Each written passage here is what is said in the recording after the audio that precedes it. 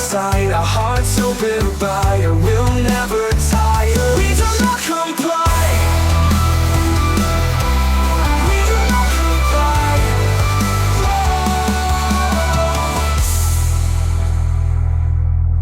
Whoa. So, welcome to another episode of What a Week podcast. And we figured, I reached out to a bunch of people and I said, I want you to explain this county budget situation for me. So here we have today is Chris Chermak, Carlon Preate, Len Dobrzyn, PJ LaBelle. So, do you want to, real quick, do you want to introduce yourself and what you do? Even though I know who you are. You do know who I am. Well, yes, I'm Chris Chermak. I'm the Lackawanna County Minority Republican Commissioner. Mr. LaBelle? PJ LaBelle. I'm the Lackawanna County Minority Commissioner's solicitor. Mr. Preate?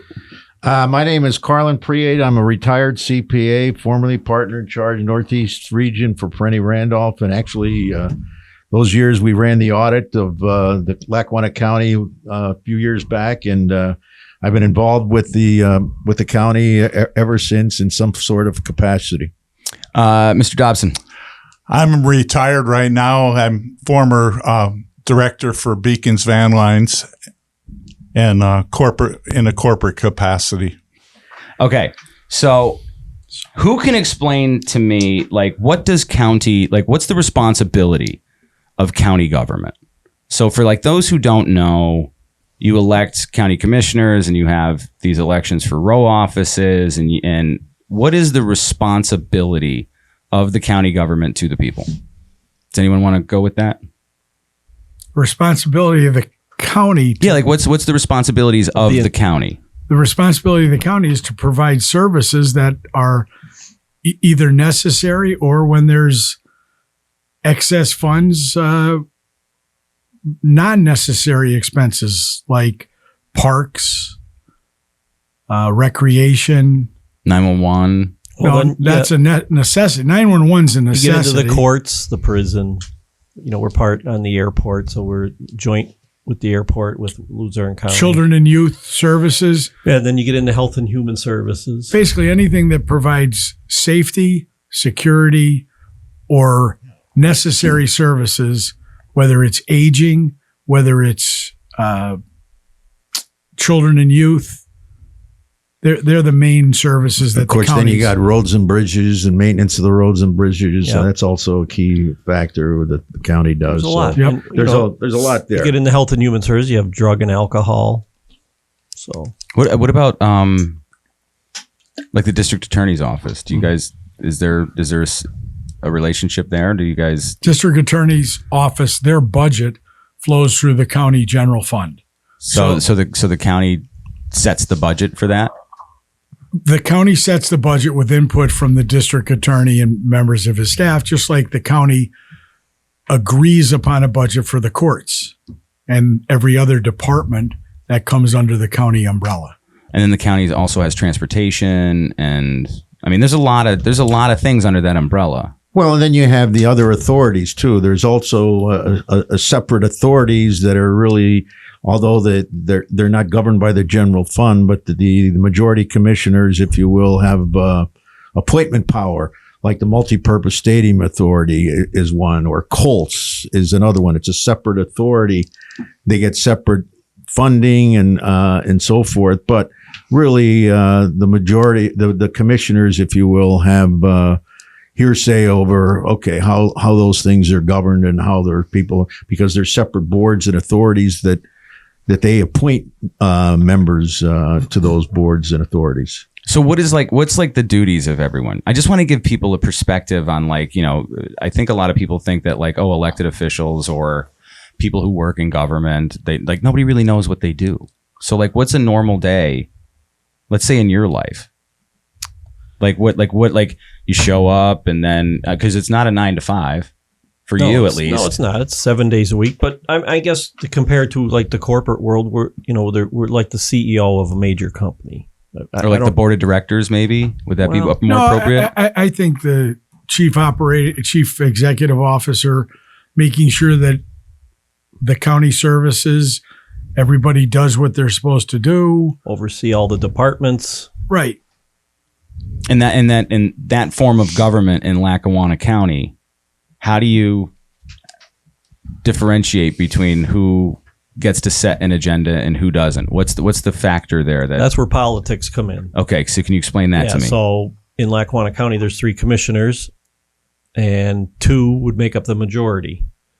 So typically, it's for over the past however many years, since probably 2008, it's been the Democrat majority. So and that's not to say like the first 2. It's always like whatever party ends up with 2 in the top 3 during the general election. That's correct. I mean, it's really easy. The answer to your question is pretty easy.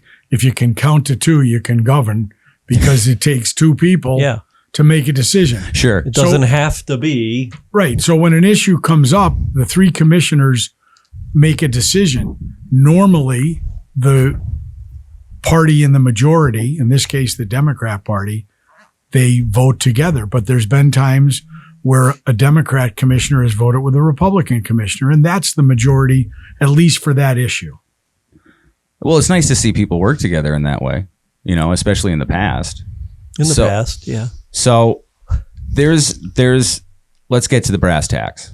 There's a 33% tax increase that is being floated, probably going to pass for Lackawanna County.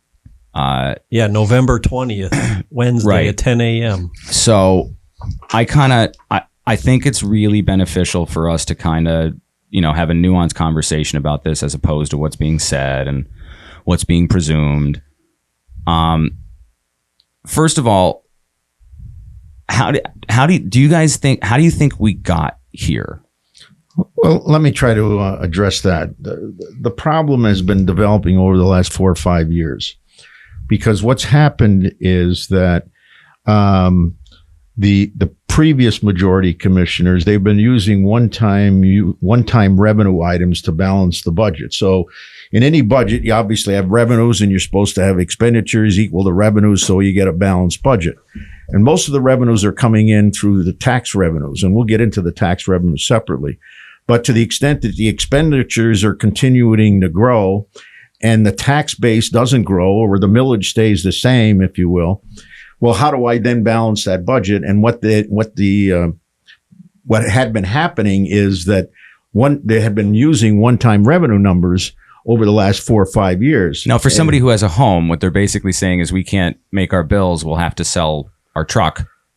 And then that'll make us what's a one-time sale. So you sell the truck and you say, okay, all right, what am I going to do next year? Correct. And what's happened is that they ran out of one-time revenue. So that this year, coming into this year, for example, looking at the structural deficit, and this is basically what it is. It's a structural deficit. Normal revenues versus normal expenditures. That difference is a structural deficit. So my normal revenues, let's say, were 100,000, and my expenditures are 150. I have a structural deficit of 50,000. Well, exactly what's happened here with the county, because in the past they've been using one-time revenues to balance it. So at the end of last year, there was roughly $13 to $15 million of one-time revenues that, well, wait a minute. Now, how do I make that up? So all of a sudden, looking at 2025, they're saying, well, wait a minute, we have a structural deficit of this huge amount of money. And then in the meantime, my expenditures are continuously growing at a fast pace, faster than inflation and so forth. And so that all of a sudden, that $13 or $15 million structural deficit balloons to a 33% tax increase. Now, just to give you kind of an idea, what a 33% tax increase means is that it roughly means an additional $32 million of additional tax revenue. So to the extent that you start out coming into this year with a structural deficit. Okay, so let's just do this real quick. A structural deficit for like a homeowner would be like, hey, we have our budget of X, but we like to do fancy things. So we're going to put, $20,000 on the credit card. Yes. That we don't have, but we know that we're going to have to pay back. That's spending has a big part of the situation. So it's like the guy that has the wife who just constantly buys Louis Vuitton bags. The structural deficit is created, I think, when your income as a homeowner doesn't go up, but your expenses continue to go up. So you try to deal with it by selling the family car. You try to deal with it by selling the boat. But then next year, there's no more car to sell. There's no more boat to sell, but you're still spending more than you're bringing in. So in a structural deficit, what would a homeowner have to do in their home? They have to resort to credit. They have to go to the bank and Make cuts. They have to cut spending. So Or they have, move. or move. They have to cut spending or move. And you say to yourself, okay, because again, when we look at the county budget, it's not as if there's anything that's being cut, or they define a cut as, well, I wanted to add 100 new or 50 new positions, and so I've cut the new positions. Instead of hiring 50 new positions, I'm only going to hire 40. But that's 40 more than what I started out with. So Right. their definition of cuts is not necessarily what we would call a cut. In other words, a homeowner would say, you know what? Instead of getting that cable, buying that cable, I'm going to go to a streaming thing that'll save me money. Or instead of putting maintenance on, I'll get rid of the, I'll cut my own grass or something like, Sure. something like that, and say I'll get rid of that expense so that my expenses are coming down so that I can meet my income. And to the extent my income is not going up, you're trying to balance that budget. So does a structural deficit just happen? Anybody? You just wake up one day and you have a structural deficit? no, you start out. You can get closer to that. Don't be afraid. You start out having enough income to pay your bills.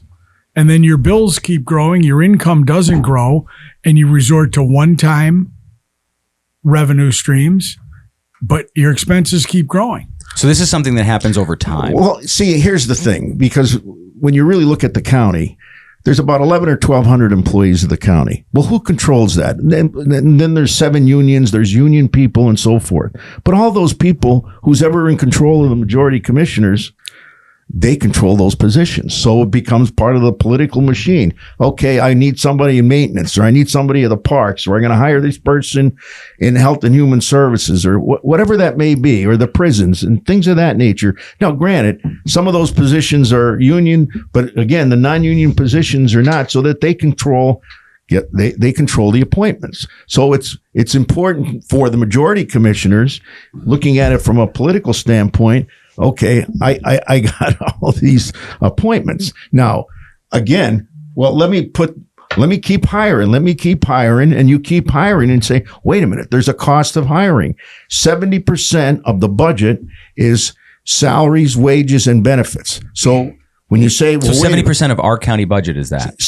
roughly around 70% of the budget is salaries, wages, and benefits. Is that high, low, expected? That's generally what norm it is. So to the extent that you say, well, wait a minute, where's the first thing you would like to cut?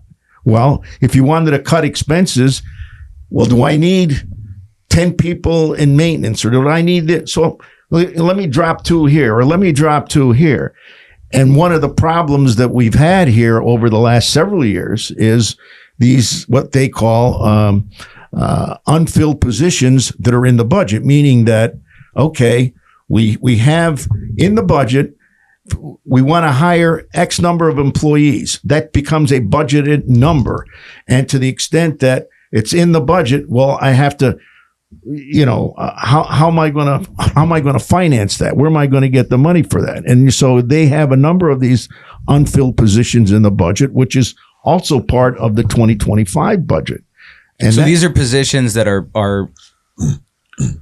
Budgeted. are they expected, projected, planned for, but they never get filled? They're budgeted by the departments, but they're never filled. So they're budgeted. So there's money being committed in the budget to pay these salaries and benefits, or whatever the cost of this employee is, but the positions are never filled.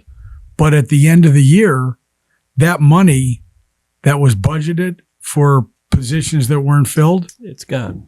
yeah, it's gone. It's spent on something else. Well, answer me this question. You guys might not know this, and it's okay if you don't know this. But if you, like, my dad's a race car driver, right? So he's going to allocate let's say X amount of money for tires, right? So he's going to go, okay, I'm going to assume that I need 14 tires during a racing season. and he only uses 2. Well, shouldn't he have the money left over for that 12? He should either have the money or the tires. If he bought the tires, they should be sitting in his garage. And if he didn't buy the tires, then if he should have money left over. He should have the money left over. So let me ask the dumbest question. Why? Where's that money? Like, where's that leftover money? It's not a dumb question. It's a smart question, and that's one that this group, that Chris's team has been asking. Okay, if you didn't fill $4 million worth of or $9 million worth of budgeted positions, where'd you spend the $9 million? Because at the end of the year, the county's broke. They spent that money. They may not. In other words, it's saying instead of spending $9 million on salaries and wages, they spend someplace else. And saying, is there any accounting of that we know of, or hasn't been audits done? Here's the problem. This is November of 2024. We're still waiting for the year-end audit for the year 2023, and we're putting together a budget for 2025. That without the audit. So the last audit we have is for the 12/31/2022 year, and quite candidly, that's the problem. We don't have current, actual audited financial statements of the county, and in the meantime, we're projecting this budget, a huge budget increase, and it's very perplexing. And saying, well, wait a minute. What the heck is going on here? Does a large corporation like Boeing or IBM Microsoft or any No. of those things have like, hey, I know we're budgeting for 2025, but we're still waiting for our 22 audit 2023 audit we haven't or had. 2023? Yeah. Do these large? I could help with that. Okay, go for it.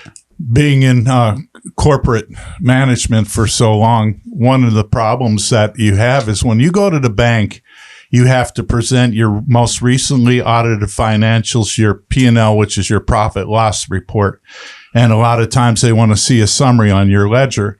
Your ledger is going to tell you where your money is being allocated, where it's going to, and they're not showing any of that stuff. And in their budget, we can't see that either. So we don't know where that money has gone.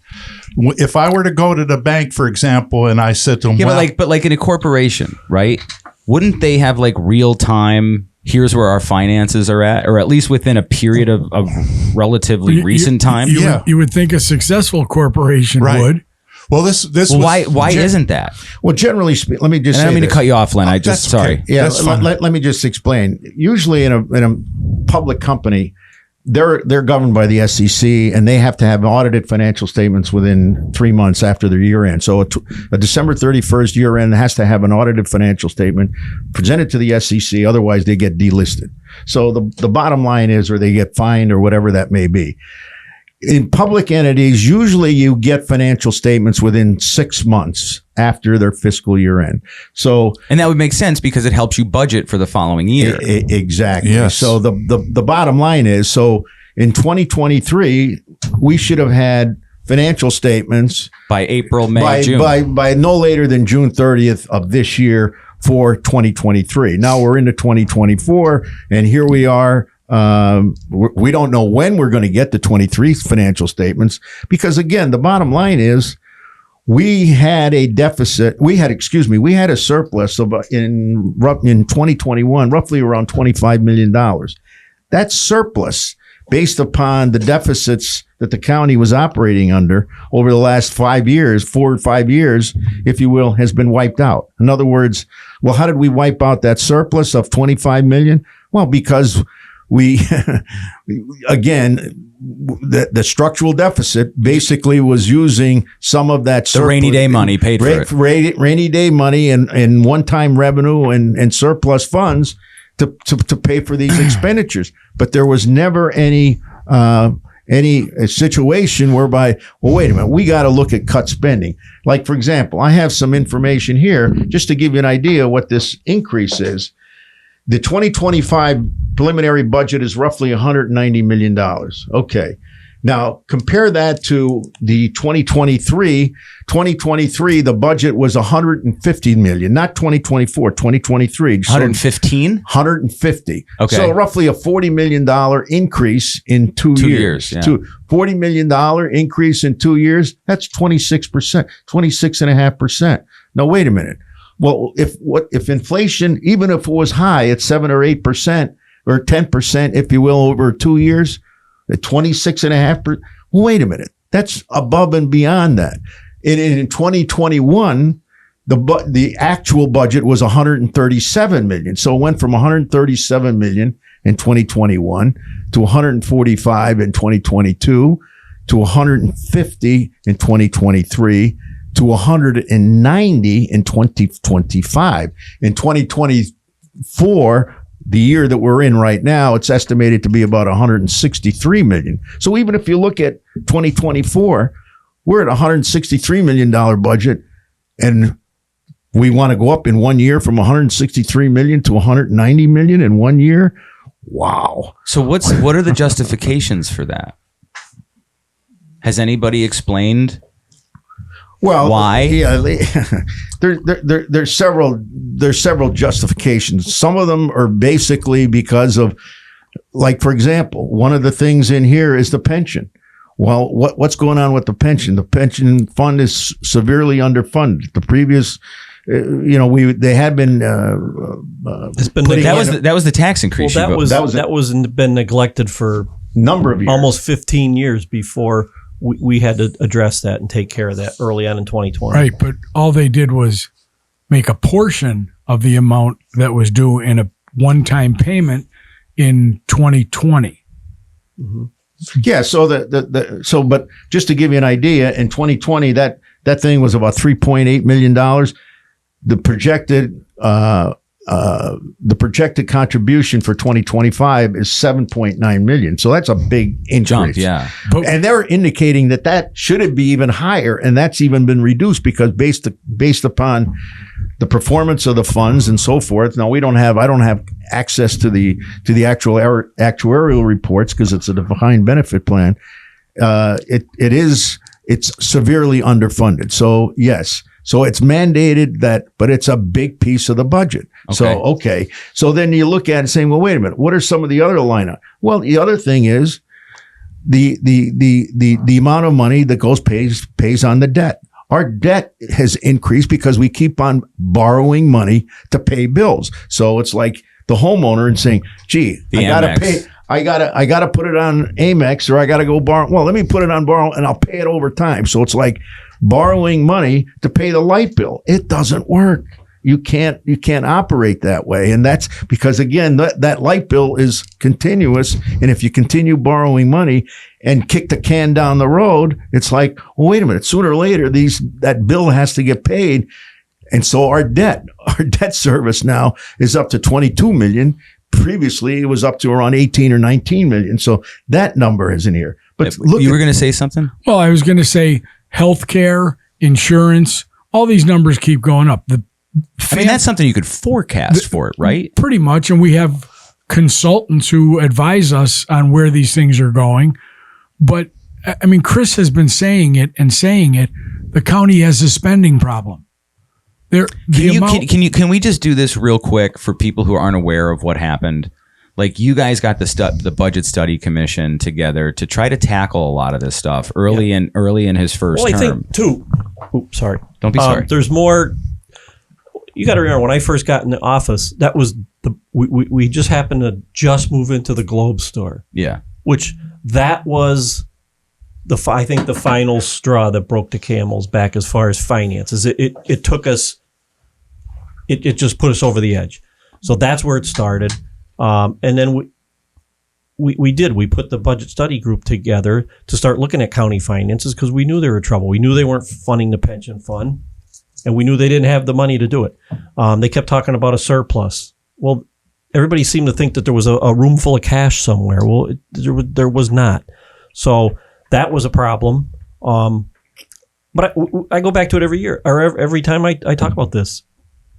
Every year we have a budget process. Every year a budget gets approved, and then every year they outspend the budget. So to me, and we're forecasting insurance going up, and we're forecasting pay going up, and we're forecasting all those kind of things, and they still outspend the budget. So to me, that's a problem. And the reason why, not to like beat a dead horse or complain, but the reason why you can't be as effective as possible is because I'm one person, one vote. And going back to the original, what we started with, it's the majority minority.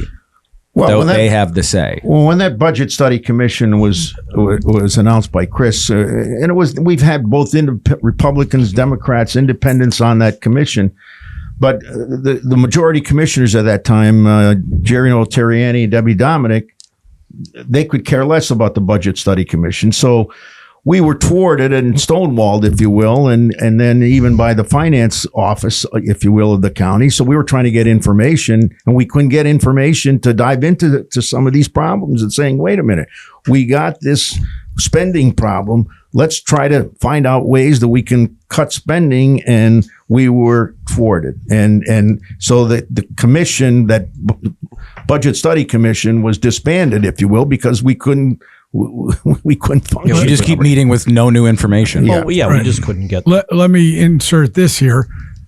We now have a new chief financial officer, and Chris, you had a conversation with him, and didn't he make some comments about if we had been provided that information in 21 or 22? What did he say? If he was there, he said we wouldn't be in the situation we're in right now.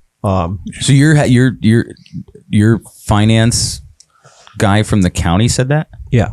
The county's chief financial officer, CFO, great guy, is working very hard, and he's trying to put a piece of bubble gum in a gaping hole in a sinking ship. But he said if you guys had been given this information, you would have. We probably wouldn't be where we are today. Well, we wouldn't be. But on the other hand, too, the other commissioners would have had to listen, and they don't want to. That's disconcerting. Let me also put in here, because we talk about significant increases in the budget. As I said, the biggest is the salaries and benefits. But if you look at some of these departments, so like the county is broken down into the various departments, and if you look at some of these departmental budgets, they're huge. So as I said, of $190 million, well, what's the biggest department in the budget? At $190 million, we're really looking at the prisons and Office and Youth and Family Services. Those two, like as far as like county budget department costs. If it was ranked most money spent, it would be the prison. Well, now it's and OIFS. Now it's OIFS. Wait, OIFS just took that over? Yeah. Yes, they're the number one. So now OIFS is the number one funded department. Yes. And just to give you an idea what happened, and say, well, wait a minute. Well, if we're at 190 million, and in the previous year we were at 150 million. Well, what's the biggest increase? The biggest increase is in OIFS. I mean, that alone has gone up from, in 2023, the budget for OIFS was $23 million. 2 years ago, OIFS budget was $23 million. Okay. The budget in 2025 for OIFS, $36.5 million. Wait, whoa, say that again. Say that again. What was the last one versus? In 2023, the OIFS budget was 23 million, approximately 23 million. And in 2025, 2 years later, 2025 versus 2023, $36.5 million. That is that's over a 60% increase in 2 years. But I think in candor, OIFS, a lot of their expenses are reimbursed by other government agencies, mostly the state. There might be a little bit of federal money in there. So it's not really like that total. There's reimbursed of that total. There's reimbursed, which then takes us back to the prison, which is not reimbursed, or maybe has a few items that may be. Yeah, we get some of our federal reimbursed inmates. Let me just, for the listeners or viewers out there, or both, yeah. People who own homes, families, don't have the ability to tax anybody to increase their revenue. Yeah. So either they are deficit spenders, meaning they use credit cards, whatever they want. This is all in lieu of them actually cutting their spending, or they hope that mom or dad or grandma or grandpa Influx of cash. Right. Yeah. So they can continue to spend at the rate they're spending because now the outside revenue is coming from someone else. Well, with the county, they can spend basically however they want because it's OPM, other people's money. Right. And if you don't have enough, you just raise taxes. But that's the easy solution. The hard solution is to go through the budget line by line like we have been doing on a volunteer basis. Every year, by the way. And finding savings. In 2023, Chris was able to present a balanced budget because this group found $8.1 million of savings in the budget that didn't affect operations. The county, through their finance department, only felt comfortable using $5 million of that, but $5 million of savings in what was the budget at that point? 130 million, Carlon, or something like What that? year was that? 2023. 2023 was the budget was 144 million. So, And there was no tax increase that year. No. $5 million was a big savings. Is you, Carlon, you know probably a million times more about numbers and finance than I do. Is this issue a complex problem or a simple problem for somebody like you? Well, you know, The money. Don't forget about again, getting close up on that. You know, again, you know, you got to start with, and you say, if a homeowner, a family says, well, if I don't have the money, I can't spend it. Well, here we have a situation, and then we go back to these unfilled positions. There's $9 million into this budget for 2025 for unfilled positions. That $9 million is part of the 33% tax increase. So if you take these unfilled positions, and if we just don't fill them, or even fill half of them, or a third of them, that 33%, because how can a family afford a 33% tax? This is just one county. And remember, the county taxes are usually the second smallest behind your school taxes. The school taxes are your largest piece. Mm-hmm. And they go up every year by 4, 5, 6 based on inflation. The county tax is going to go up 33%. Where how are these families going to? Well, here's a little tidbit too that I haven't even talked to anybody about because we haven't sat here. Oh, breaking news? Kind of. Yay! Newsflash. Can you put that up on the screen? So I was at the Veterans Day ceremony, and I just happened to bump into a friend of mine who is a, I don't know, director, whatever his position is with Marty Flynn's office, right? And he said, how things going? And they know. And he said, why didn't they come to us? We have money. We can help the county out. Oh, the senator's office. Well, yeah. And then with the squad, they have the others, the other state reps too. So you have the whole squad that's around them. So do they have money? I don't know. But why didn't they ask that? I'd be at their front door. Like with a tax increase like this, shouldn't it be like, forget politics, like all hands on deck? Who can help? That should be so. Absolutely. You have to think outside of the box. No. You have to ask questions. You have to bring other people in. No one person has all the answers, but if we get a group of people together who, like in this case, volunteers, these people are giving their time and energy, and the majority doesn't want to hear from them. Well, and I just lost what I was going to say. It's okay. Well, it's Friday. It'll come back. Again, where's the? Everyone has to be accountable, and everyone. This should be transparent. And even when the whole process should be, right? But it's not. It's not being transparent. There's line items in the budget. Just calls operating expenses. It's not a detail. It just says operating expenses, and this is an OIFS, $3.9 million. Well, what's the operating? I don't know. We don't know what that. So the number line is. just says operating expenses, and then the and then it says the a big monetary number. value and is. the previous and what the number was in the previous year, next to nothing. Next, So you got it. So if no one tells you, what do you presume that means? I don't know. Yeah, you can't. It's not like it says supplies or that doesn't say rubber bands, or whatever. It's not salary. It just says operating expenses. So what are those? Is that contracts? Is that all of a sudden we're going to go out? Well, where's the money going? Also, so we're these two guys are going to probably pass whatever the number is going to be at 33% right now, past that tax increase. So coming out of into 2024, the majority commissioners gave them a tax increase to start out the year 2024. So they got a tax increase. They had all these unfilled positions, so that money is in the budget.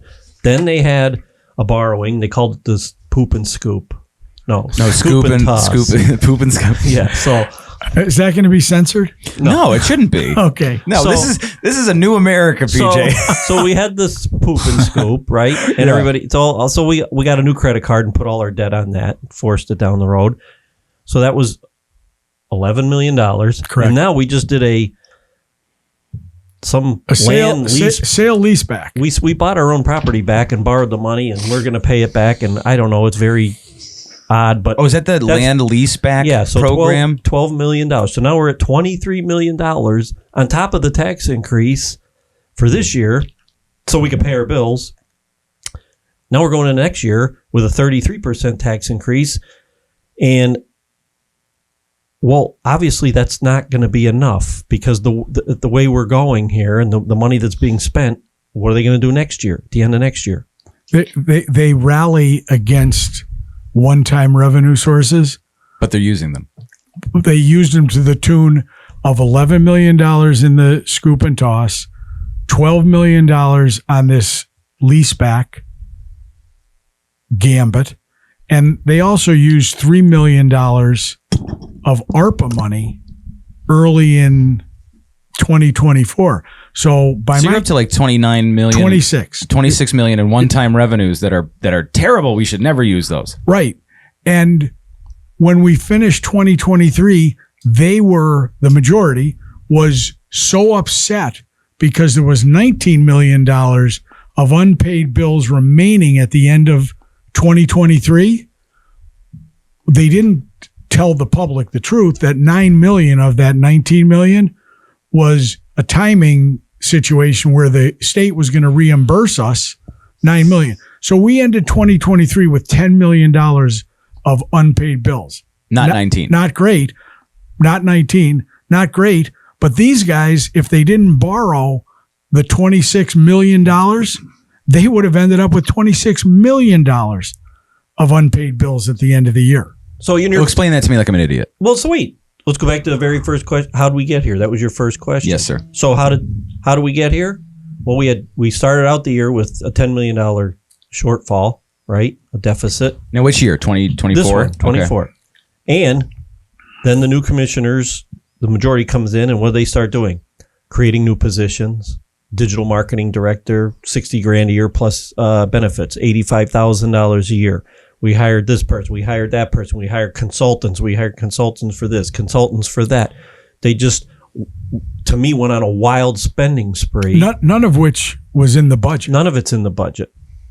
So all these new expenses at the beginning of the year They're where just- no one was prepared for. They just went, They weren't in the sure, budget. they just, so how do we get here? It started when did I get sworn in? January 6th? 6th, I So think. January 7th it started. And it continued. And I've been cut out of things, so they don't want to listen to what we have to say. We've been doing this budget thing. Can we talk about that? Is that okay to talk about? What are we talking Getting about? cut out of things?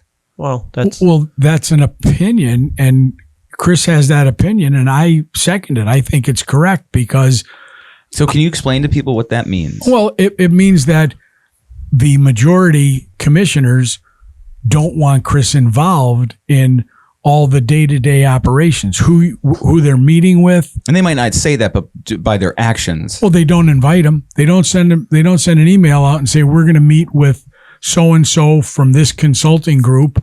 Please be in conference room Yeah. A at such how do and I know such a time. Well, and they said, well, no, he's been invited to every single meeting. Well, everybody knows that's false. They started their coffee with the commissioners traveling around the county. Well, the first few, was I there? No. Nope, didn't even know where they were. And till they were shamed into having to invite me because the borough officials from the different municipalities said, where's Commissioner Chermak? Because I've been with these people for 4 years prior, and then before when I was, in the process of running for commissioner. So until they got to North Pocono, when they were told, if Commissioner Chermak's not invited, don't bother coming. So that's when they had to start inviting me, and that slowly fizzled out. We haven't done that anymore. But I mean, what would be the reason to do that? Just what would be the reason to exclude? Like, so here, I'm just going to use me as an example because that's the only thing that I can go with, right? I would figure that if I got elected to a position, right, especially a position that like so many people's lives depend on, right? First thing I'd want to do is like, if I've never really done this before, is there a guy there that's already been doing this? I'd love to talk to that guy. I'd love to, pick his brain, see what he has going on, see if we can work together, see how we can work it's together. exactly how I did it. So when I first became a commissioner, I was with Jerry Notarianni and Debbie Dominic. Every single day, I'd walk in the first thing in the morning, 7:30. I'd sit down with our chief of staff every single day. Jerry would come in. Anything we need to talk about for the day, we could talk about. I don't have that anymore. So, we still have our chief of staff, but basically, I'm out of any decisions, any discussions. But I believe there's an interview that was done with Bill Gaughan early on, maybe even before they took office, but they were elected. So between the election in November of 23 till they took office in January of 2024, and he said, "Oh, we've run into Chris a lot. Seems like a nice guy. We can't wait to work with him." Has that proven true?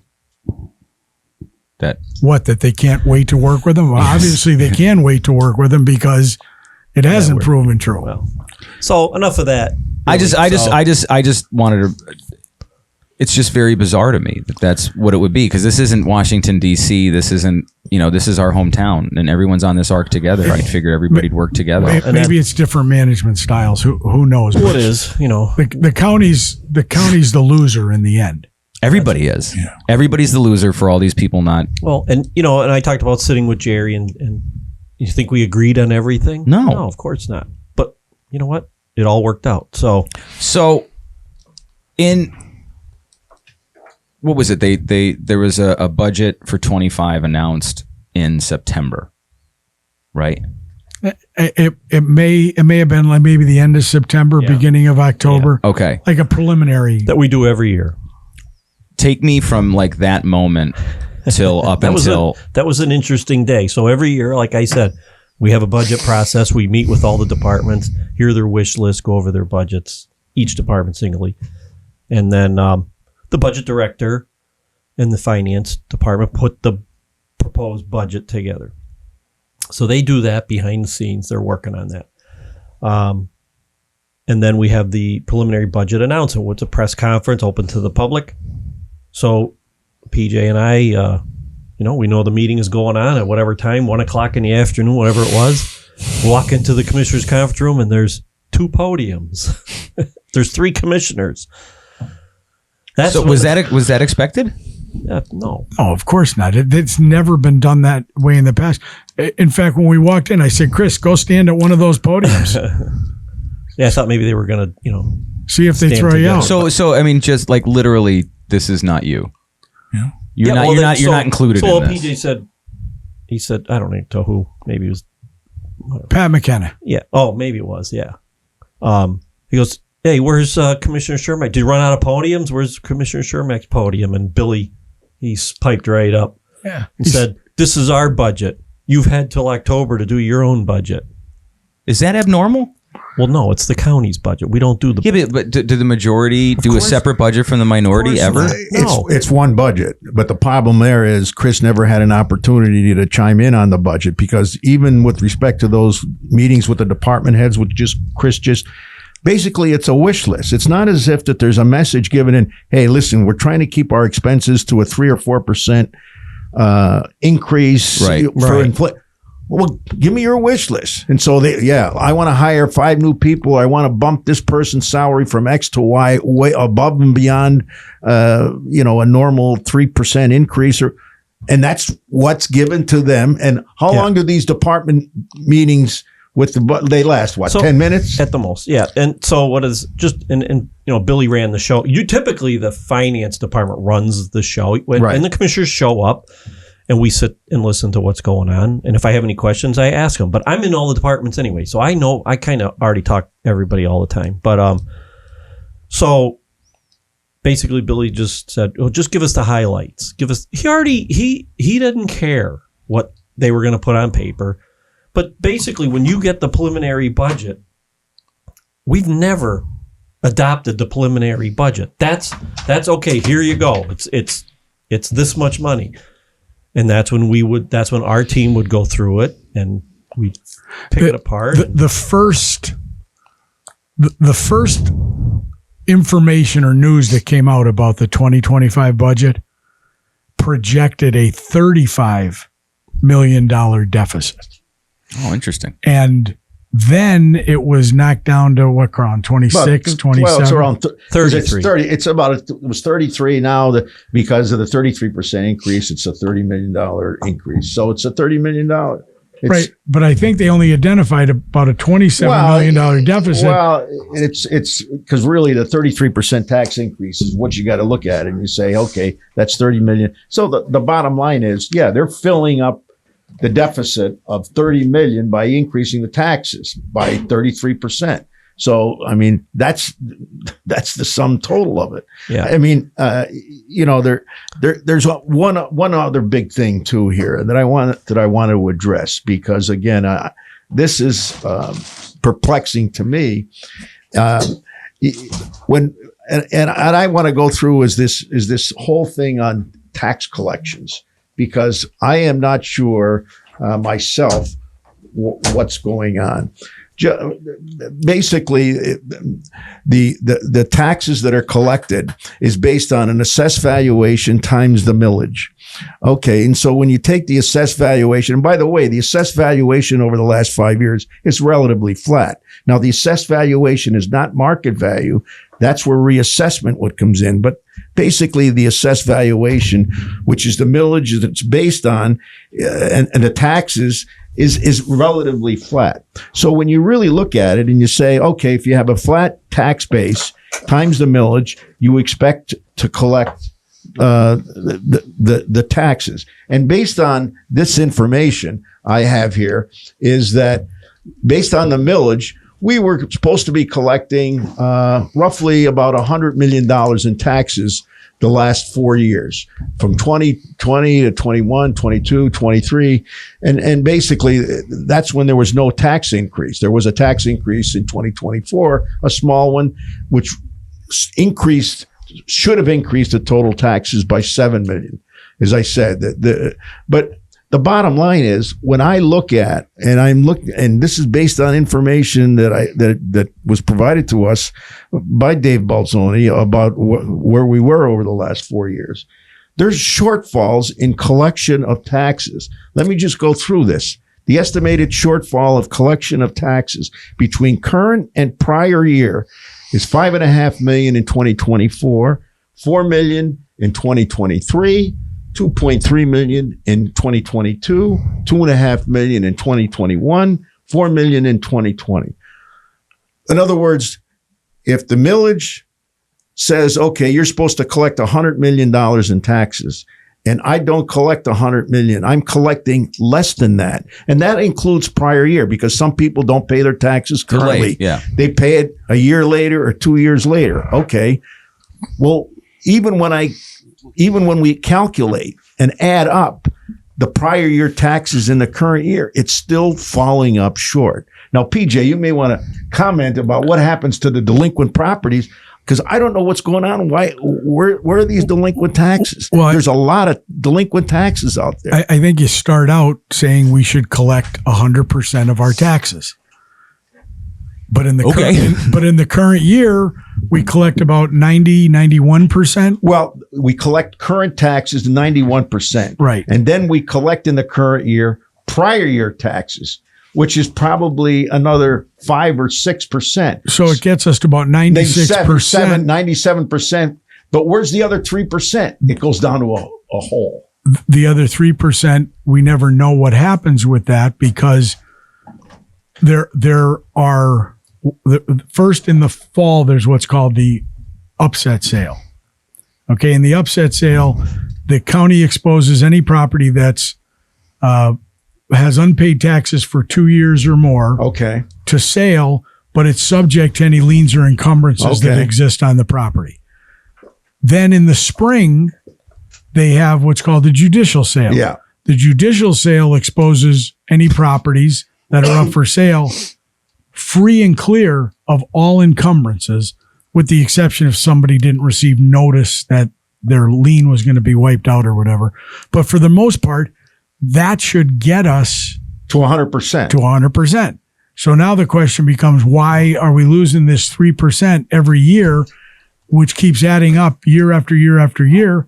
And there's probably a lot of reasons why. It could be because the property was destroyed and there's nothing there to sell. It could be because there are clouds on the title, estate issues. You can't find the owners to serve them, things like that. But there's other things the county can do, and we've all talked about them. There's amnesty programs to get people to come forward.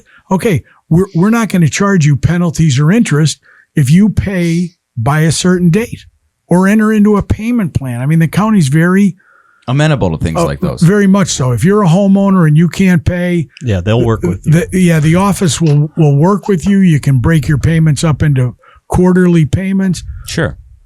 but this isn't all hands on deck, just like you said, Mark. The last, I'll just give you an idea. The last, based on the last audit that we had in 2022, there was a disclosure in the financial statements of the delinquent real estate tax receivable was $27 million.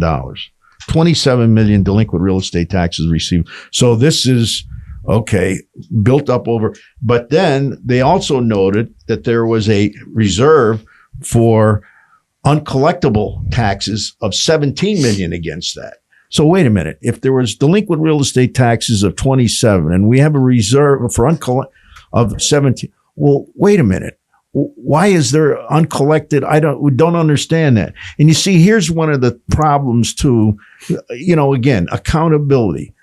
Why isn't there a situation where the tax claim people come forward and say, here's the situation on the taxes. Here's who owes us money. And here's what we're doing for the delinquent people who owe us money. Is that ever presented to the tax? Because this is real money. Sure. You say, okay, well, what happened in an upset sale? Did we have an upset sale this year? Did we have a delinquent? Did we have a thing in there? What is going on? What's the process? How much do we, so that there's we need more information. And again, this comes to best practices. The county needs to adopt a lot more. They're very deficient in best practices. Well, we're going to get to that.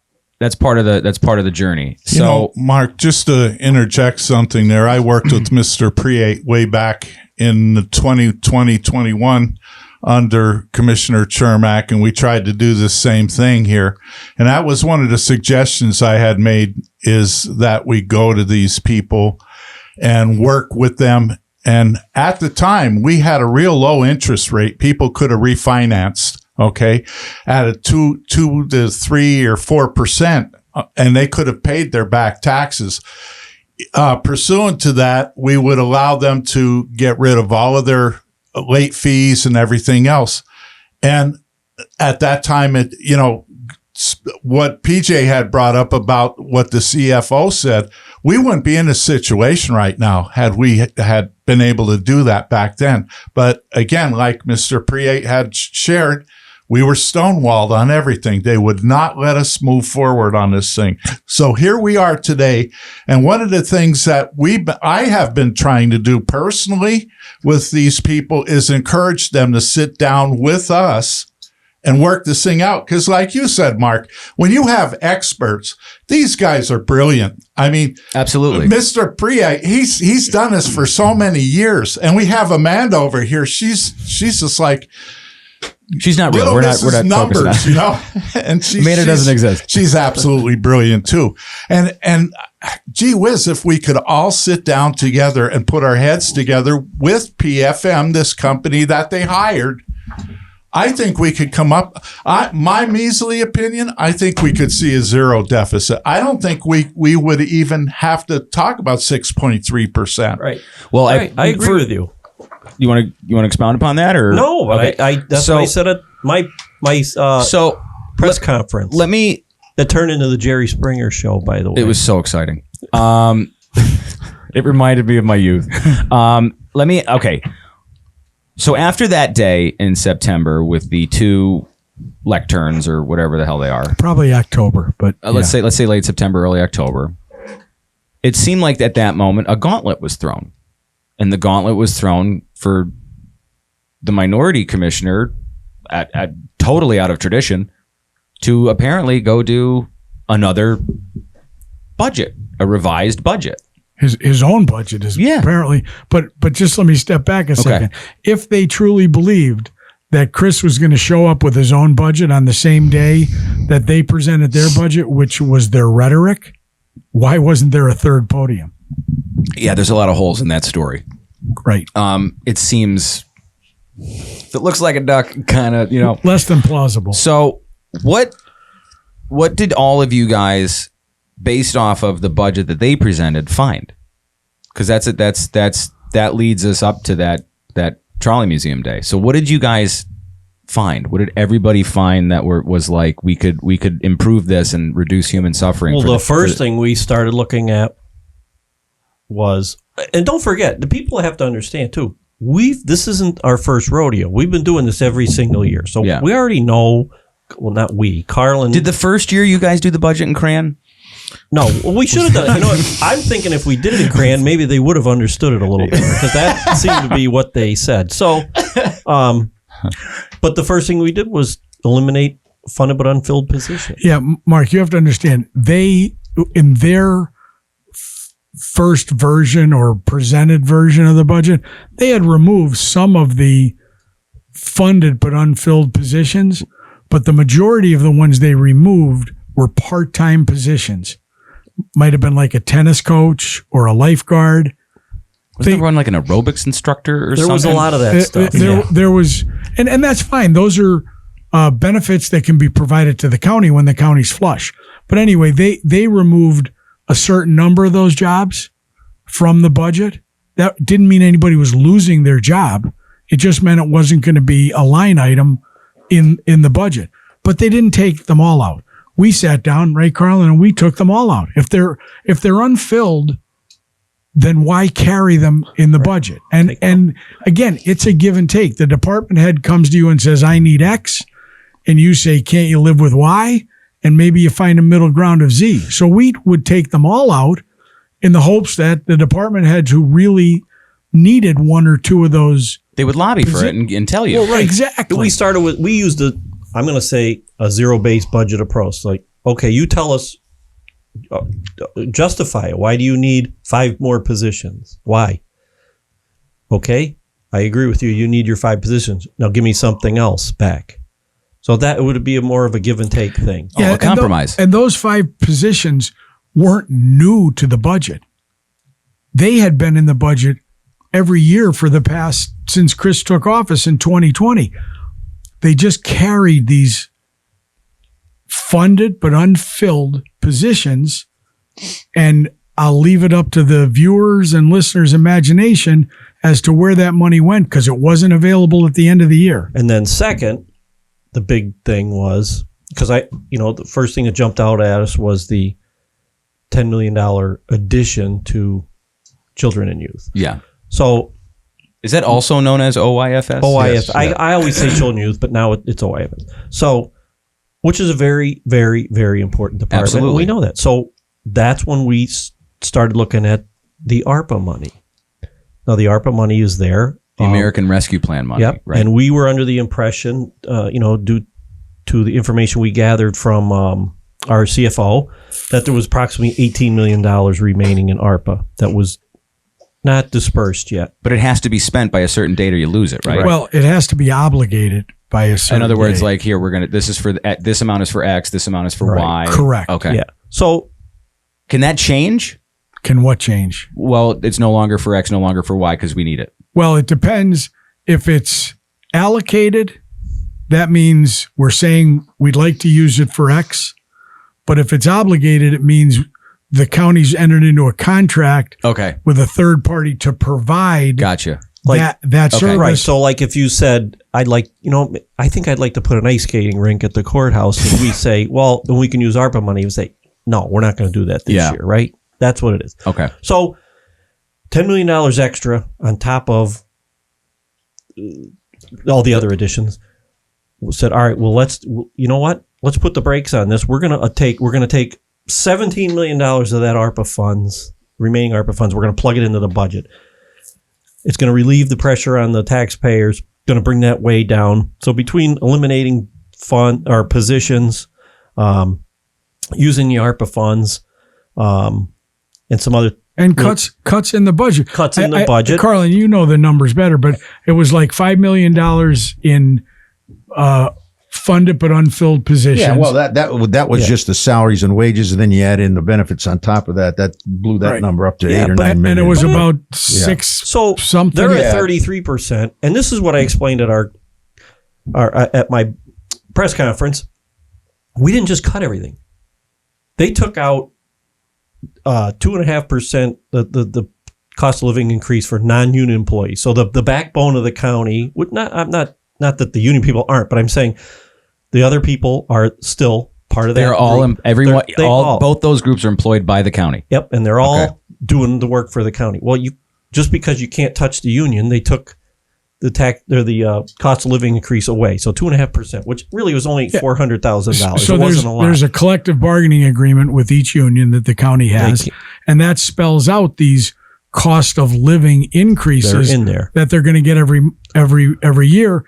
But if you're an employee who's not a member of a union, you're at the mercy of the commissioners, Right. whether they want to give you that cost So- of living. Gotcha. So we increase. said, all right, we're going to add that back in. We don't think it's fair. Until you can do it across the board, make it fair for everybody, why would you segregate that?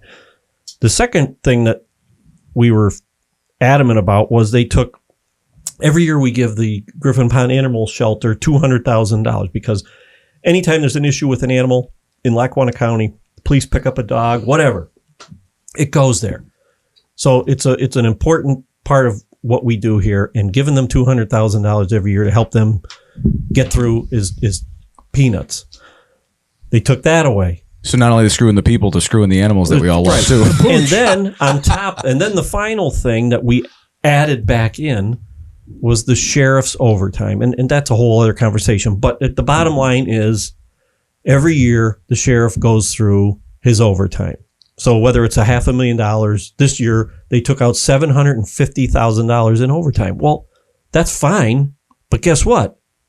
At the end of 2025, he's going to use it. And you're obligated to pay it anyways. Now we have to pay it. So now we won't have the money. So to me, to take that out was ridiculous. And I said, even in my press conference, I said, look, I don't condone him using it, but I know he will. But Put it's it in there just to be safe. It's an empty gesture to take it out because, like you said, Mark, It's going to get. we have to pay it We anyway. have to pay it. The county He's an has- elected official. has to pay it. So we added back in, what was the number? 2.7 million, whatever it was. That's right. Whatever it was, $2.3 million. We added back in, and still we're able to, with our calculations and everything we did, got it down to a 6.3% tax increase, which I want 0. But I said, There's a big difference. well, yeah, There's a big difference. Huge And difference. if 80% difference. if nothing else, it's the basis of a conversation. for a conversation. Exactly. Which is all we've been trying to get. Yes. Well, you see, the point is trying to get information, because they gave us information on what was the ARPA funds. The biggest piece of this was $17 million of the ARPA funds. And now they're telling us there's only $5 million.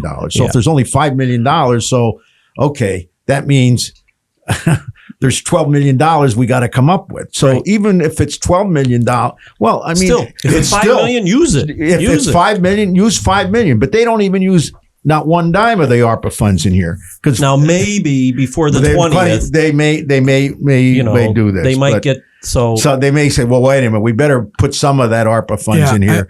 I think Chris may have embarrassed them into using those remaining $5 million. I'm hoping that the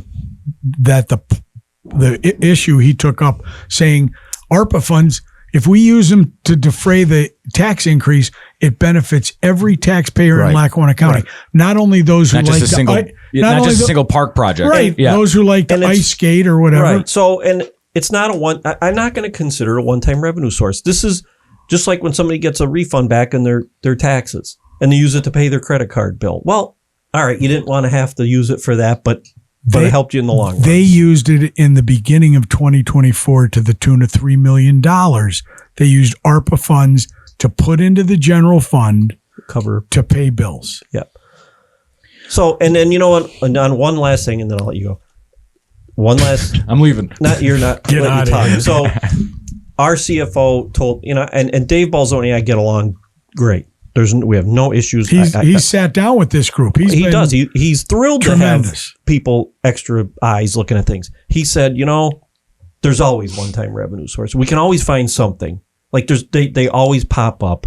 And don't forget, other things, grants come along, different things from the federal government come along. I mean, the ARPA funds came along. That wasn't State money comes along. Yeah, so there's always monies out there. And if Marty Flynn and the squad say that they have money, well, then let's find out how much they have. Like, so there's other ways that we can see. The point is that they increase this 33% or whatever. They're not going to reduce it, because if they find money next year, they'll find a way to spend it, and so the tax increase becomes permanent. What we're trying to say is, wait a minute. If we can study this budget and go through these departments and saying, do we Probably need this? the way it should have been a long time ago. It should have been a long time. So, Yeah. wait a minute. If we can do that, we can find money so that tax increase is not 33%. Maybe it's only 10% or 50%, but it's not 33%. No, Right. And just to clarify, I don't care if they get it down to 2%. I'm still not voting for it, because I know that if they really, really wanted to balance this budget, they could do it. The commissioners have the ultimate decision. If they say it's going to be a zero increase, it'll be a zero increase. No, nobody expects taxes to ever go down. Once they go up, they don't. Right. Once they go up, they go up. They But stay that as way. a very smart woman who comes to almost every commissioner's meeting said, at least give us value for our tax dollars. And Is that the Queen? Did the Queen say that? I don't want to say any names now, I consider her the Queen. but the point being that they look for a 33% tax increase in their first year. Okay.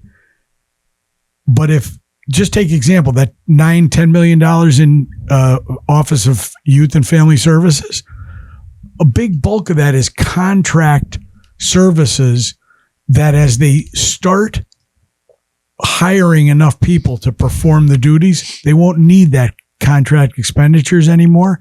So we won't need every year, presumably, $9 or $10 million extra. Let's say next year we only need $5 million. Well, it's already baked into the 33% It's going to be in the budget. It's going to be in the budget in some other form. Sure. Whomever is going to get to spend that money, hard-earned taxpayers' money, as they determine Right. They're appropriate. piggyback. Once you have $190,000 or $190 million budget, it's going to stay there or go up. No, it's not going down. Absolutely not. Yeah. See, and here's some other things too, because we looked at this thing and you say, okay, certain things that we looked at in this budget and say, we can't do it because of the charter. One thing is consolidation of row offices. just like other counties. Other counties have done this. Why do we need a separate register of wills? Why do we need a separate department, clerk of judicial records? Why do we need these separate offices? Because other counties, they'll have one office. You go in, you want to pay your taxes. Okay, you can pay your taxes. You go up to the window. Oh, you want to file the will. It's like a one-stop shop. One-stop shop. We don't have that. You have to go to separate departments to do all of this stuff. And each department has a person who's probably very good at their job, because I deal with a lot of them as an attorney. But there's a person in the wills department. There's a person in the clerk of judicial records department. There's, a person in the recorder of deeds office to take your filing. Now, just to take it. Just to take it. I mean, they probably have other duties also, but when you walk up to the window, somebody comes and greets you and helps you conduct your business. But if you have to file 3 papers on one day, you might have to go to 3 different offices. Location. Now, Well, a lot of people don't do that because they have to do that. Well, right. But what about the county you were talking about earlier where you just do it on the computer? Oh, yeah. I do filings in Monroe County. It's all done electronically. Anything you file with the federal court system, it's all done electronically. If they can do it, we could do it too. And Mark, let me just say this too. Our information systems budget has ballooned big time, millions of dollars over the last couple of years. It's huge. So that's like the IT stuff? Yeah, it's the IT stuff. It's huge. So to the extent that we're more efficient. Is everyone buying PlayStations? Like what is happening? Because it doesn't seem like anything's getting more efficient. Security. They say security, this or that, but the bottom line is we're still in separate departments. No, we can't consolidate those raw offices because it's in the charter. So we can't, but why can't we look at it? Why can't we look at prison is a big, why can't we look at privatizing the prison or privatizing the management of the prison to try to rein in costs? Well, and you know what? It's funny you're saying that too, because I just found out after many, many years, our warden is retiring, like early December.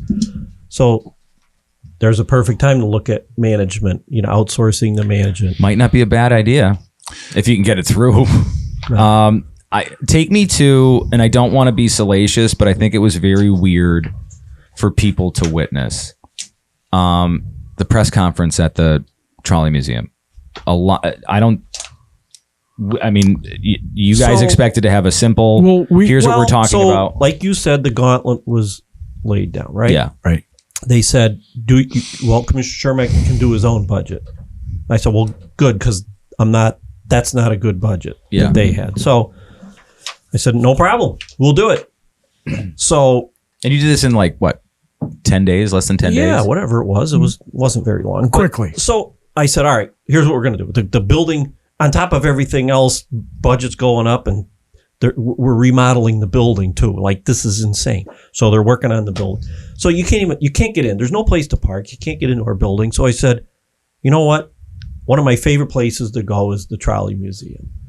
Easy parking, 1 floor, walk in, plenty of room. It's a beautiful facility. Some people have never even been there. So they got to see it. So perfect.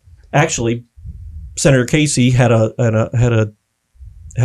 media thing there for the train that morning, and they were gracious enough. They said, we're going to leave you all our stuff, the podium and the PA system. So I didn't have to do a thing, just show up. They even left the flags. And so it was good because I only needed one podium anyway. Because we didn't, So we got there and touche. Yeah. Right. Yeah. So the purpose was to present. So the purpose was to present our findings and there was handouts and everybody could read everything. It was totally transparent. Our revisions to their proposed budget, and it was professionally done, professionally printed on my dime, by the way, not county money, right? Yeah. And everybody else that was there is all volunteer. PFM was $250,000 to come in and do what we're doing here for free. So I had all the news. I contacted all the news stations, the news media, everybody. Wanted it very professional. I had my comments all worded what I wanted to read. Not one derogatory comment about other commissioners or anything else. It was all facts, figures, and what we found and what I think could be done. Right. Read through the whole thing and was able to announce that, if we followed this, we could get it down to 6.3% from 33. And I said, but I'm not happy with that. I'd like it to be 0. Mm-hmm. As soon as I got the last word out of my mouth, Billy Gaughan jumped up with the papers and screaming. Now this is the Jerry Springer, when Jerry Springer episode started. It's all lies. It's all lies. Well, how does he know? Yeah. He hasn't looked at it. First of all, he doesn't know what he's looking at because it's not written in crayon. And so the other commissioner, McGloin, said it's not worth the paper it's written on. It should have been done in crayon. That's where that came from. And then so it just turned into a total shit show. They created that on purpose. They wanted to. But no, if I can, I was there. No other citizen did that. No other citizen started yelling at you. No other citizen. And I didn't do that at their well, shows. Not only did you not do it, but at any commissioner meeting, when somebody confronts Commissioner Gaughan or Commissioner McGloin, the sheriffs remove them. Sheriffs remove them. They're not allowed to just speak up from the audience. Am I wrong in thinking that you have a right to redress your government? Well, you do, but you have to go up to the podium and you get your 5 minutes because they spent $3,500 on. But you're allowed to say whatever you want on there. Well, pretty much. You can. Yeah. But like, if you want to curse and everything, you could do that. Well, use your First Amendment. But there have been instances where people in the audience, either after they spoke or without them having used their 5 minutes, will, I guess, get so upset they will yell something out. And if they don't stop immediately, they're removed. Well, Chris didn't ask either of the majority commission, right, to be removed. No, actually, and they behaved worse. In my opinion, they behaved worse than anybody, any citizen I've ever seen in a meeting. I have never seen a elected official act in that manner. Never in my life. It was two of them totally unprofessional. Either they have, and I shouldn't be saying it, but either they have self-control or anger issues, or it was their intention to disrupt what Chris was doing. Well, I think it was because, you know what? After I finished, I could see what was going to happen. I shut my mic off. I stepped away from the podium because the public, I thought, was going to actually tear them apart, which they brought on themselves. But I think they did do that intentionally just to disrupt everything, because with the news media there and the people there were asking legitimate questions. And they have legitimate concerns. Well, of course they do. Yeah. They're going to lose their houses. They have a reassessment coming. They're in trouble. Watch history down the road, look back and see how many more bankruptcy filings there's going to be. See how many houses have to be sold because people can't afford to live in them.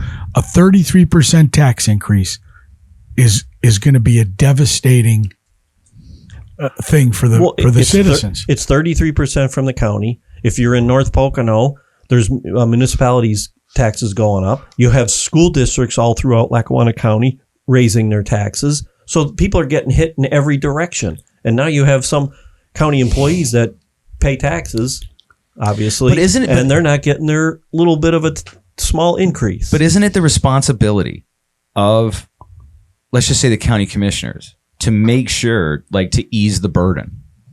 Of course it is. To make sure they do everything they can. Well, we are the guardians of their hard-earned tax dollars. And that's why we all got together to begin with.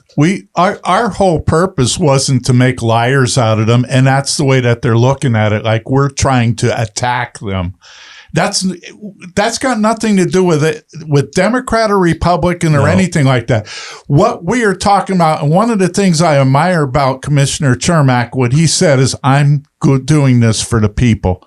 And I said, okay, cool, I'm in. Well, and you were there. So and that's a good point too, because when I got there, I had my podium, and you know what? When I got there, I saw all the faces and all the people with the concerns that they had, and I don't know who. A lot of them, I don't even know who they are. And once I became a commissioner, I don't care if you're Republican, Democrat, I work for everybody. And I made every. Did you post your Facebook post about the press conference to just Republicans? No. So that Facebook post was for anyone, that's for everybody who wants to show up, Democrat, Republican, Independent. Anybody. Okay, just making sure.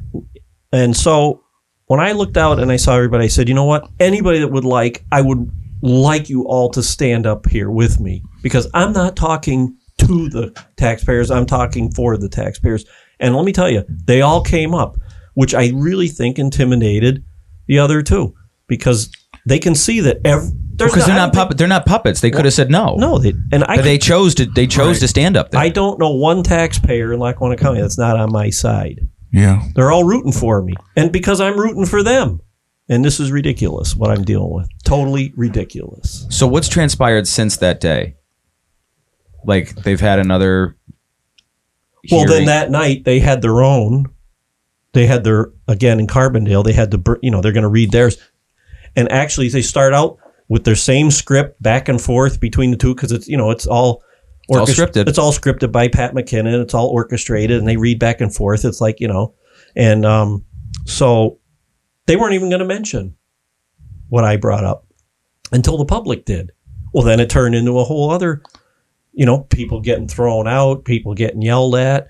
Then they had another one. Was another one following, I think, in Waverly was the last one. And again, I'm not going. I didn't go. People were saying you should be there. For what? Why should I? So I can listen to those guys belittle me, my team, and everything else, and make fools out of the public there, because the public is, up in arms. I said, I don't need this aggravation. I had my press conference. Everyone was invited. I have my alternative to their budget, and all we want to do is sit down, like Len said, sit down and let's go over this, and I guarantee you we can find savings. They don't want to. Plain and simple. They won't take the time, and they blame him. They call him a liar. But with all due respect, who's really lying when you think about it? If you're willing to take a 33% tax increase, when in fact you sat with your department heads and said, just give me the summary. You never even looked at the figures. So how in God's name can you say that you're doing a balanced budget and 33% is how you're going to get to that level when you didn't even do your homework? And as Carlon said, there's no justification, no explanation for why these numbers are what they are. Right. Some of and there's really, the problem here is there's really low hanging fruit here that can be cut. There really is. I mean, without a doubt, in your mind, in your professional opinion, you know what? When you really, there's line items in here that don't make any sense whatsoever when you consider the historical spending of these line items and saying, wait a minute, it may be $100,000, it may be $1 million, but no, it is what it is. They don't want to listen to any. I mean, I look at this thing and you say to yourself, we have a hotel tax in the county. Okay. Well, what is the hotel tax supposed to? It's supposed to invite people in, tourists and so forth and so on. Well, guess what? We have a model mine. Doesn't that attract tourists? Why can't the model mine cost be absorbed by the hotel tax? What's a model mine? The coal mine tour. Oh, I'm a fool. The trolley museum. Here's another one. The trolley museum. That's right next to Steamtown. Okay, why can't that be subsidized by the hotel? Or even better yet, why don't we turn it over to the federal government for $1 and let the federal government? But that takes time to do that. I mean, there's a lot of low hanging fruit. That's why our plan was, this isn't the fix all, but this gives us breathing room to start January 1st of next year on how we're going to save money as we move on to 2026. So the taxpayers aren't stuck with a 33% tax increase into infinity. So what you're doing is you're buying the ship. The ship is, you're underwater. The ship is filling with water. You're buying oxygen. Exactly. Yeah. So that you could study these things. So now you have time to go, how do I get out of this ship? You can't turn an oil tanker around in 300 yards. Yeah. But you can slowly start the turn, and that's all we're talking about. Let's all get together. Let's put whatever you need to put in place to a Band-Aid on this thing. You can't just go from 20 million deficit to $3 million excess revenue instantaneously because you don't have all the answers. Let me just say this. PFM, over $250,000. They do good work. I've looked at their work. I've talked to their people. They also did the Scranton School District. Right. Same company. They have not finished their report. Right. They have they say 150 pages. Yeah. Wait. PFM still hasn't finished their report? No, they haven't. They said that right here. I have their thing. It says right now it looks like the plan will be somewhere between 150 to 200 pages. So in other words, they didn't even finish it yet. And they're saying that they can't release the information until the fall in early 2025. So why are we pushing this thing through? Right. They're going to have their recommendations. They want to sit with you. And folks. that was going to be my other point. Here. Yeah, they want to sit in with us, and now they want to do but yet Gaughan won't take the time. This is nuts. So this is either a partisan reason. Or they're just plain egotists. Tell me this in courtroom terms. What does this mean? We buried the lead on you, Marky. Yeah. We buried the lead because if you hire somebody to evaluate your house, do an inspection of your house. To sell it. Right. And you start repairing things, replacing things before you know what the report is, you're wasting money. You don't know what the report is. PFM got paid in time. I think it's almost $270,000. But whatever it is, again, why Carlon's saying we need time. We need to put a Band-Aid on this. We need to work together. We need to it's a 150-page report with recommendations from staffing up and down the line. So if we use everything that they say and it saves the county $20 million over the next 5 years, or $10 million in the first, whatever it is, the taxpayers are never going to see the benefit of that because they've already been obligated to pay a 33% tax increase. And that's not fair to the taxpayers. So they're relying on this report as the justification to do it, but the report isn't going to be done until after it's voted on. That was merely cover for them. Yeah. That's all. Do you really believe that? Do you really believe that it's like smoke and mirrors? Smoke and mirrors. That's all it is. And I don't, Chris may be mad at me if I say this, but we were in a work session and the presentation, the preliminary presentation by PFM was made. And one of the commissioners, other than Chris, said, well, this will be good. This will give us cover for when we raise taxes. Mm-hmm. Now, I don't know. That was the quote. I don't know if he thought I wasn't in the room and Chris wasn't in the room. He forgot we were there, but that was what he said. Wow. Would you sign an affidavit to that? Hey, if my word isn't good enough, that's your word's always good with me. That's all I got. Guess what? I heard it too. So don't forget in their presentation too. At the end of it, he said that they basically have only scratched the surface. That they're now I'm paraphrasing, but they said there's a lot more that they can find cuts on, quote unquote. That was PFM said that. Right. They also want to go to a new budget process called priority budgeting, which has a lot of people seem to like it. When more I read about it, it's an interesting concept. In other words, you commit your funds where there's the most need. And you look at that on I guess you'd look at it every year. So maybe this year it's OYFS is the priority. Maybe next year it's the prison. Maybe next. Right. Yeah. Exactly. These are all procedures that have yet to bear any fruit, but yet let's go right to the tax increase and not a small without having all the increase. Information. That's like shooting without aiming. It's ready, fire, aim. Yeah. Can I ask you, it's cowardice. That's what they said about the commissioner here. They said he was a coward.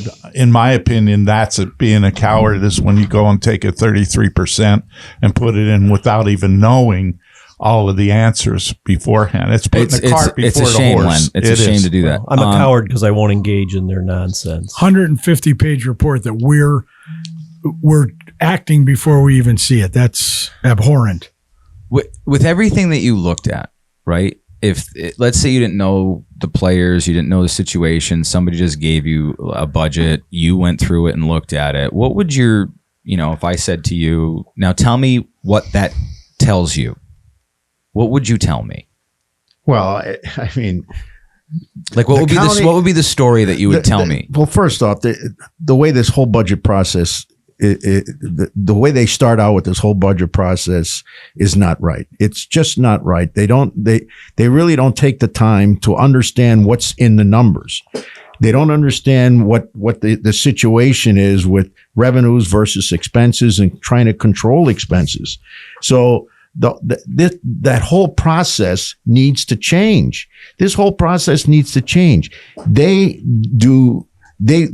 don't understand proper budgeting, just like in a private enterprise. You get at a private enterprise and saying, okay, well, what's going on here? I can't make these numbers work. Well, if you can't make the numbers work, what do? You sit down with people and you say, okay, how do I make cuts? Where can I make cuts, or where can I add revenue from? Maybe there's more revenue out there, like I said, through these taxes. Sure. Maybe if they collected more taxes, that they would have more money in their pocket, but right. They don't.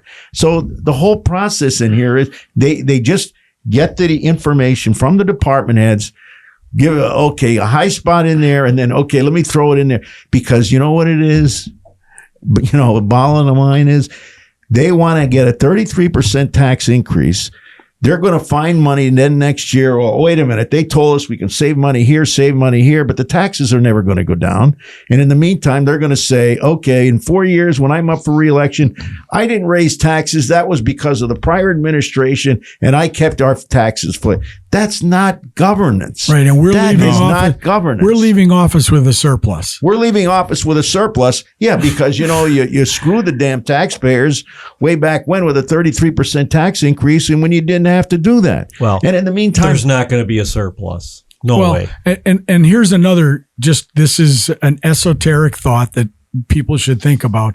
If we're raising taxes 33% to get a balanced budget in 2025. In 2026, expenses are going to go up if nothing's done. Mm-hmm. Where are we going to get? And there's a reassessment. Where are we going to get? Yeah, and then there's a reassessment. And what happens on a reassessment? 1/3 of the taxpayers pay more, 1/3 pays stay the same, and 1/3 pay less.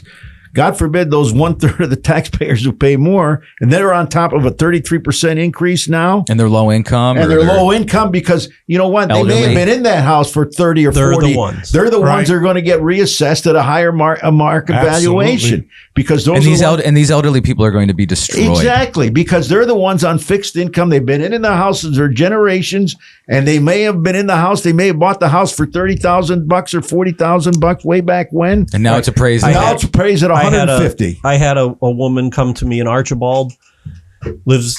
She said, I've lived in my house, I forget, 60 years. Her husband passed away, and she lives on $11,000 a year. That's it. Oh, yeah. Well, guess what? Her taxes are going to be one that go up because she's been in her house for 60 years. What's that, like $850 a month she makes? That pays all of her bills. That buys her food. That's what she lives on. Utilities, utilities, insurance. I mean, let's face it. It doesn't go much. Afford this. They should have that woman do the budget because obviously she's making $11,000 go pretty darn far. Yeah, I had a situation like when Chris asked me to do this thing. I shared this in the meeting. Is that I was reluctant to do it because we did this before and we got stonewalled, and I was reluctant to do it. But I said, you know what? I love Chris. He's an honest man. He really cares about what he's doing. So I'm going to do it anyway. But what solidified it for me is when my wife and I were in the grocery store and we saw this woman looking at 2 pieces of fruit that they discounted. They have a discount section after it starts to get old and everything. I mean, these things were just about rotten, and she's buying this fruit and she's looking at it. I'm thinking, my God, that woman's probably making about $900. And I have friends that are on $900 a month Social Security. That's all they make. They don't have 401ks or anything else.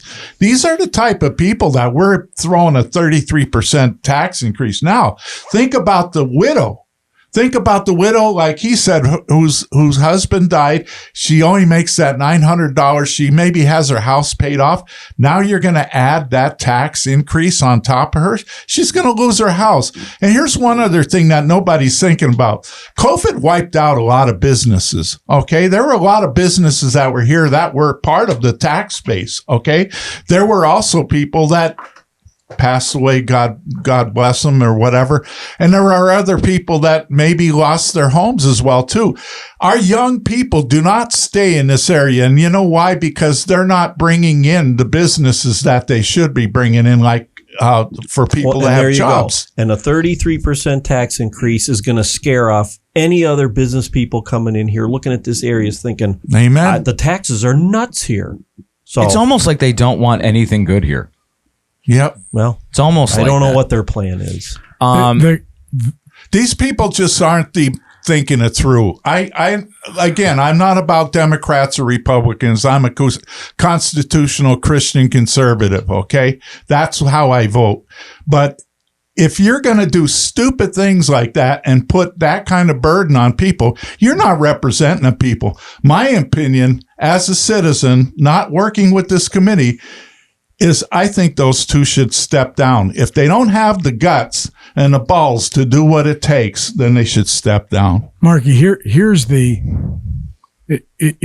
in summarizing this whole thing, the commissioners owe the duty of running an efficient and transparent government for the citizens and the taxpayers. Right now, it's not efficient. We know that because we know there's waste in the budget. We've identified it and we know there's more.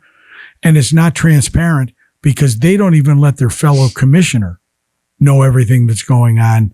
So do you think the average man or woman on the street, they don't have any idea?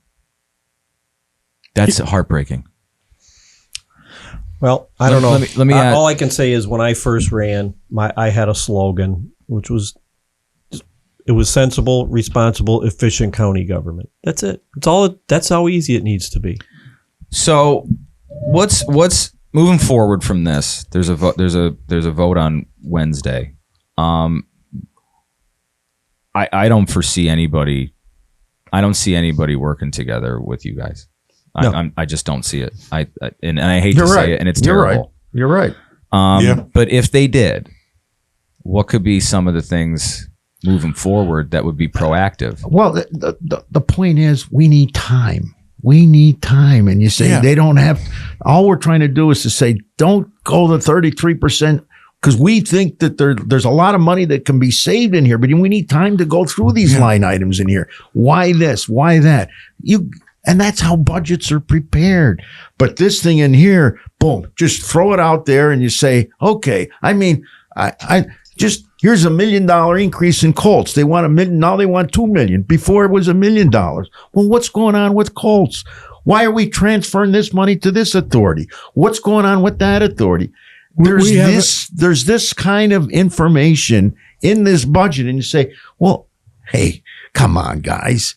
You know, when you have line item operating expenses, $3.9 million and no detail, give me a break. What are you hiding? You're hiding stuff from the taxpayers. Yeah. Marky, there's immediate savings that we can find.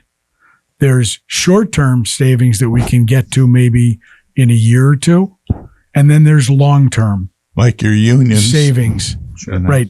Negotiating with unions. Contracts, healthcare. Right now, the county uses 3 healthcare providers: Geisinger, Highmark, and Aetna.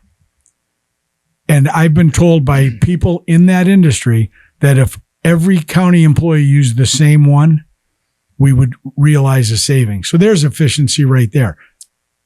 There are a lot of those things out there, but as Carlon said, some of them are long range, some of them will take time. But we've been using one-time revenue, and I'm not condoning it, but we've been using it ad nauseum in the past. What's one more year of finding a little bit of one-time revenue in the form of the ARPA money and buying us, like Carlon said, buying us time and getting together and doing something that will help the taxpayers. Isn't it sort of counterproductive on the majority's part? Because if they found savings, whether we found them or they found them or whoever found them, It's a victory. they take credit for it. Yeah. That to me is the definition of insanity, to not want to do something that would make you look better in the voters' eyes and that would help the voters. It's a no-brainer. Not here. And the things you deem important, you make time for. What they're really saying is it's really not important to them. I have to come to that conclusion because Good point. why else would they not sit down with us? When PFM, their hired company, that quote unquote, Gaughan said that he is taking their advice on what to do with this thing. They are admitting that maybe we have something with that 6.3%. Maybe we don't. We don't know for sure. They 'cause we want to don't sit. They want to sit down with us, but the majority that hired them doesn't. Like, Yes. like if you're listening to your advisors and your advisors, your consultants are saying we should sit down with those guys. It feels like you have a person on death row and they're about to be executed. Mm-hmm. You don't know if they committed the crime. But they're gonna, But the they're gonna full revision will be after the execution Right, date. exactly. And- they'll find out that he's not guilty, Yeah. and he said, "Well, it's too bad. We Oh, already we killed him." pulled the trigger on that guy. Ready, Oops. fire, aim. And, Yeah. And to put the man upstairs' point of view in there, like I shared in one of the meetings, a verse from Proverbs, there's safety in a multitude of counselors. In other words, if we can sit down and they can sit down and PFM can sit down, we could solve this problem. And I think Chris is right. We could get to 0% because like Mr. Preate shared, we only picked low-hanging fruit, and there's a lot of low-hanging fruit that we can still play with, but they won't talk to us. My personal opinion is, because I'm full of them, is that it doesn't make sense to me in America. Len, watch out, you're walking past it. To not sit down and talk, to take the political T-shirt off. You know, the reason why they're not going with the idea of one-time revenue is because it's a conservative idea. It's a Republican idea. That's why that's my opinion on why they're not going to do it. Republicans, I don't think, want to use one-time revenue. No, nobody doesn't. No. But like you said, you're trying to buy time. So if you can if you put a little air in the submarine before it sinks, like that's what you want to do because it's going to buy. But what they're saying is there's no savings. What they're telling us. I heard them say zero. There's zero we can cut. There's zero. And what liars. we're saying is that's not true. They are liars. There is savings here in this budget. We just need time to go through. They won't give us time in saying, all right, let's ram it through 33%, forget about it. And you know what? There is no budget study commission in January. After they approve this thing, it's there. And you know what? We won't know. We won't have the audit for 2023. We won't get that until 2025. The PFM report won't come in and they'll have recommendations in there and there, but it'll be too late. It's too late. And you say, okay, the ship has sailed. We got a 33% tax increase. Screw the taxpayers. That's what they're telling us. Screw the taxpayers. Yeah. And you say, that is not right. It's not. That is not right. What do you? What can the people do? What can the citizens do? Show Like, up- what would you say for them Show to up do? and call. Show up at the meeting on the 20th, on Wednesday A lot the of people 20th. work. What else can they at do? 10 o'clock. Take the day Take off. the day off. You think it's that worth important? it? It is. Well, that. unless you want to. Yes, it's that important. Or call the commissioner's office. Yeah. They just hired a new receptionist. She'll answer the phone. She's a lovely woman, and ask to speak to Commissioner Gaughan, Commissioner McGloin, and tell them how you feel. Man, if this goes through, people are going to hurt. And- People are going to be in big trouble. You know, one of the things too, if Commissioner McGloin is going to see this, he seems to be the more reasonable one of the two. And if you're watching this, I just want to say one thing to you. It only takes 2 votes to put this thing aside, to lay it aside for a little while. If you will have the guts and the tenacity, you'll be elected again next term. But if you follow Commissioner Gaughan, guaranteed you guys are both going to be out because we have the taxpayers. They know what's going on. A good friend who has since passed away talked about the resiliency of the citizens. He was specifically talking about Scranton, but it goes for everybody in Lackawanna County.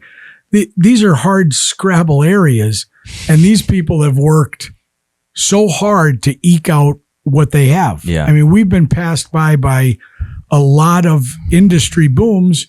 You have to go back to the 20s when coal was king.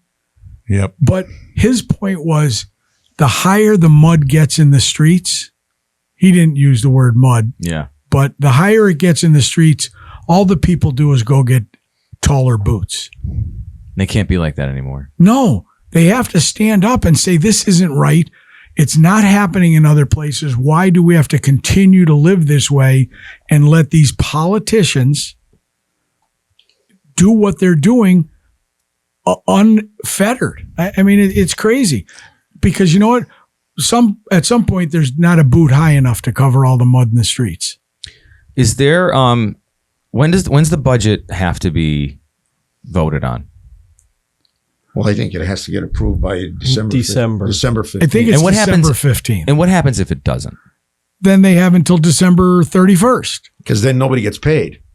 But then the government would shut down. Starting in January. But if you recall, but if you figure it out between the 15th and the 31st, what's the big deal? Right, there is no big deal. If you recall, nobody puts the commissioners in jail if they don't sign the budget, right? Yeah, because again, remember with the new budget, if there is a tax increase, they got to get that through, and everybody's got to get their new statements in the mail, and so that stuff goes out. So they need some lead time, if you will. But again, it's not insurmountable that it can't get done. Right. But if you recall, when Chris was elected with Jerry Notarianni and Debbie Dominic, they were elected in November of 19. And after they took office in January of 20, they reopened the budget. So that's always a possibility. It's not something that happens very frequently. But in this case, they reopened the budget to increase the tax, not to decrease the tax. No, you're right. You're absolutely right. But it was to address the pension fund, which you can't neglect that. No. I mean, it was but ticking Mark, time bomb. You're asking what's the drop dead date? It's probably the January 15th, I would think. Well, I think it's before that, PJ, because again, people are going to get paid. You're going to get paid in there. It's got to be done before the end of the year. It's got to be done before the end of the year. So they done. So my point is there's negotiation room and time, absolutely, as opposed to this drop dead date of the 20th. Yes. So what it comes down to, it's not department by department. It's not this, that. It's a millage increase. So if they just kept the millage the same or increase it a tiny little bit, and past that, then they have time. First of the year, they can start looking at where they're gonna save. And all you guys are asking for is cooperation. Let's work together. You're not saying they're demons. You're not saying they're terrible people. Even though they've done some pretty shitty things lately. I'm doing what I'm supposed to do. Yeah. I'm trying to protect the taxpayers. And we're all volunteer, and we will stay in this thing as long as it takes. I mean, obviously this is 5 years already. Yeah. Well, the bottom line is we just need some time, and it's not that we need time.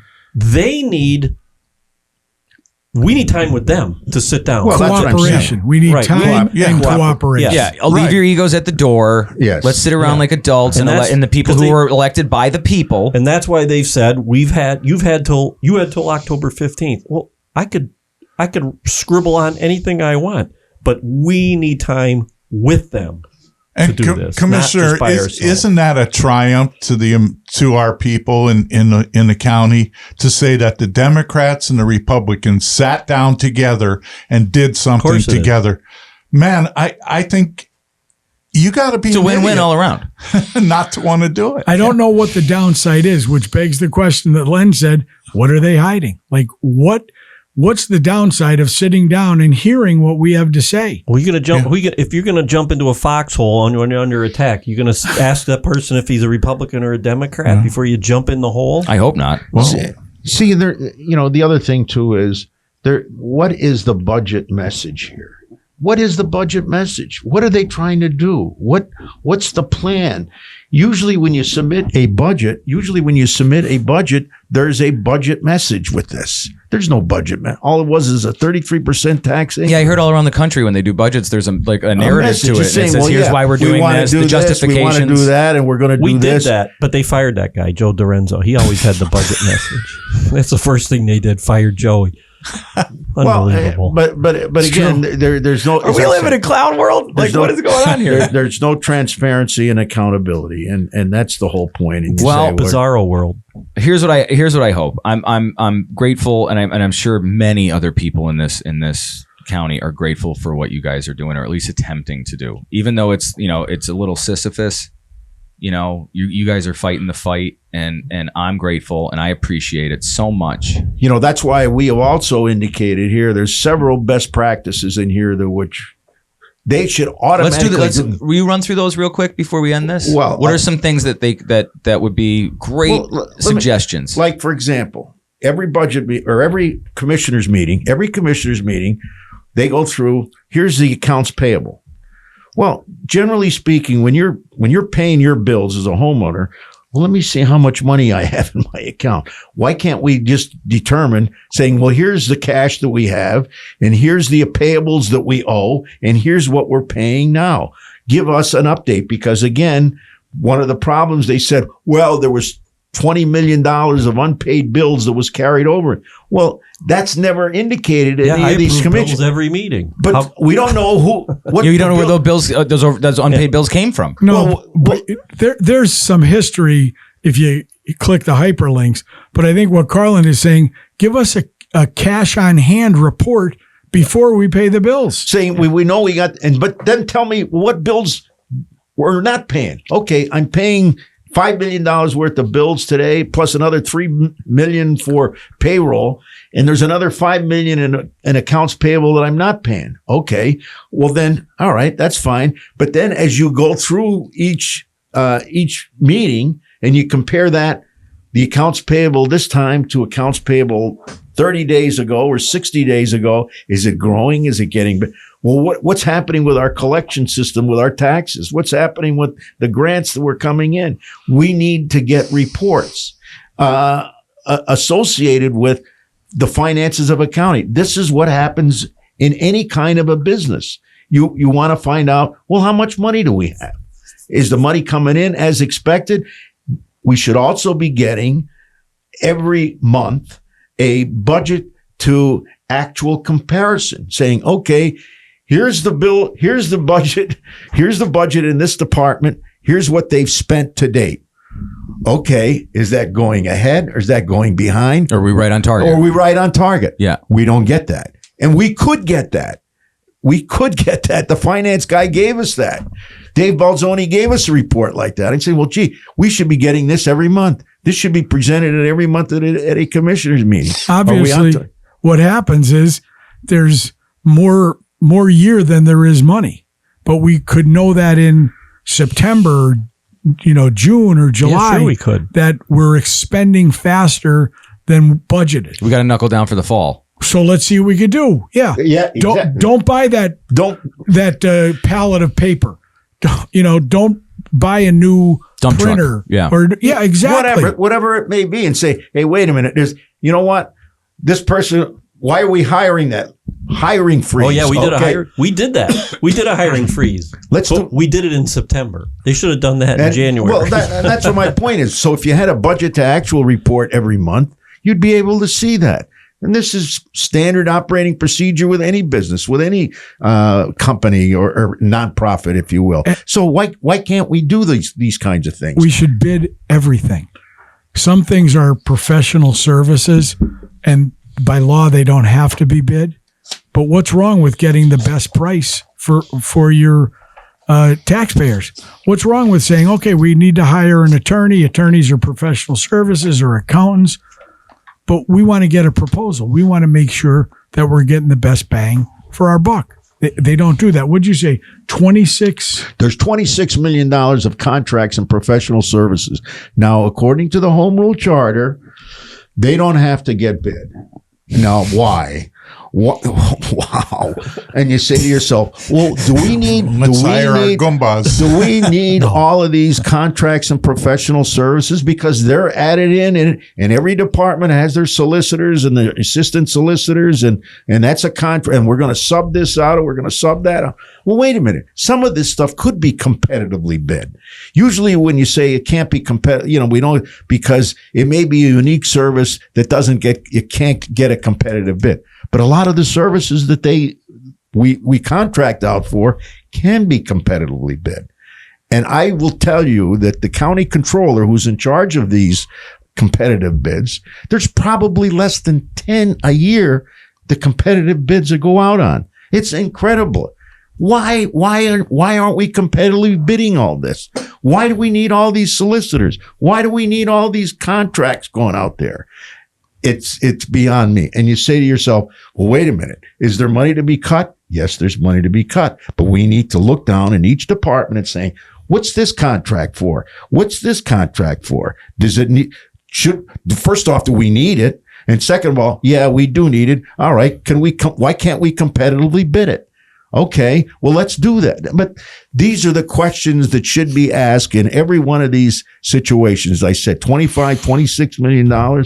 Come on. And Carlon identified line items. What was the one? Yeah. Operating expenses? That's what I said. Operating expenses, no detail. You mentioned that earlier. Like there's one department that has its own human services line item. Yes. And it's just a human service. We have a whole department called human services. But it's one line item. And one department is paying money or budgeting money for that. Same thing with IT. There's a department. We have our own IT department. Gets a lot of money. They have their own IT budget. Yeah, they have their own IT budget. Is there any redundancy there? Is it necessary? No, we don't know. But we don't know because it's just a line item. Yeah, human services and OIFS, $1,843,000. The budget for last year was $0. $1,843,000. Yeah, and the budget for 2024 was $0. This year, for 2025, it's budgeted for $1,800,000. So, and we have a separate human services department. So we don't know what's going on. What is that for? I don't know. And how about attorneys? There's so many attorneys on the books. We mentioned that, like the solicitors. Yeah. Hey, there's Len. so many. Nothing personal. but I'm saying, can we combine them? Can we combine them? And even tiny money, but it's still money that's being wasted. I saw these per diems. They pay people $150 per diem or whatever. Why don't they turn in receipts? And then we have an exact figure. Why are you giving them $150 a piece? And if you're putting out 20 of them, that starts to add up. It's just, there's all kind of little things that, and the bigger ones obviously are more important, but it all adds up. Like I said before, I'm really grateful that all you guys are doing this. You guys have, look, I hope they watch this. I hope they watch, and they're probably going to be throwing shit at their TV, but not the taxpayers. The taxpayers will be watching it, but like those two guys, there's people here begging to work with you, begging. Well, I'm going to say this now.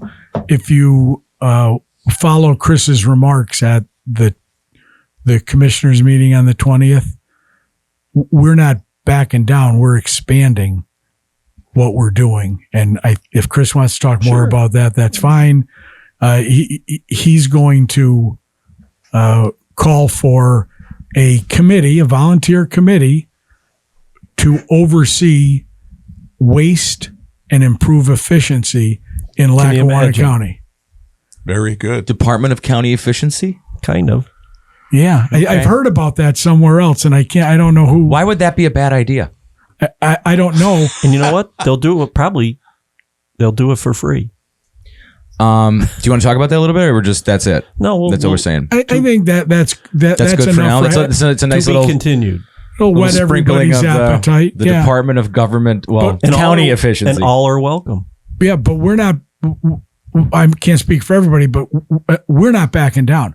We're not going to stop what we're doing just because these guys say, well, this stuff is written in crayon and these guys are liars and all this.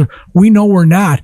And like Chris said, every taxpayer in Lackawanna County is behind our efforts. I've learned in life that when a politician says to you, trust me, believe me, I'm not lying to you, they are. It's like they are. And I hear this a lot I from swear one to of them. God. From one of them, I heard hear that it a too. lot. Well, like the 4 worst words, I'm with the government. No, it's like the Kinda. 8. here Isn't to it the help. 8? I'm and with the I'm government. I'm here to help. Right, exactly. Do you guys? I just want to do like final thoughts real quick before we end this because Mike Tyson's gonna win tonight. What You got money on that? I don't gamble. And I'm broke because they're raising my taxes 33%. Yeah, 33%. What are you hopeful for the future? Like what would be a perfect scenario? I'm hopeful that we can get to the point where we have 3 adults in the commissioner's office Amen. who put their egos aside and work for the taxpayers of Lackawanna County and have the ability to recognize a good idea when they see it or hear it. It's all about efficiency, limiting waste, and transparency. Good. Len? I just want to say to our 2 Without friends, fighting everyone? Yeah, without fighting everybody. I challenge you. Yep. Excuses keep people where they're at. That's how I'd like to end it. If you want to make excuses for things, if you don't want to come to the table, then, you get what you deserve. And believe me, the taxpayers are watching, and don't be surprised if you're not going to be reelected. I'm sure you have some kind of intelligence and ability to make us a better place, whether you're Democrat or Republican. So let's all get together and chew the fat together and get this thing working. Mr. Preate? Well, all I can say is that